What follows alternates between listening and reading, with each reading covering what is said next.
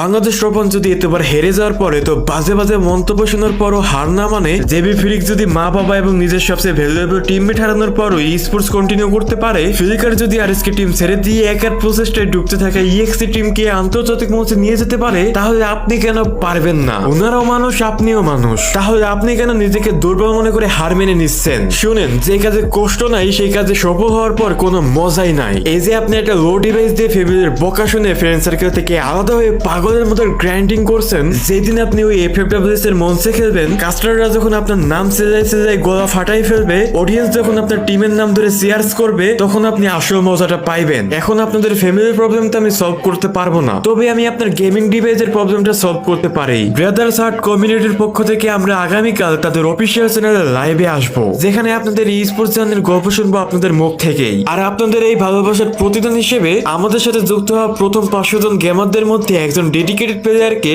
আমরা একটি gaming device উপহার দিব। আমার প্রোফাইলের এই জায়গায়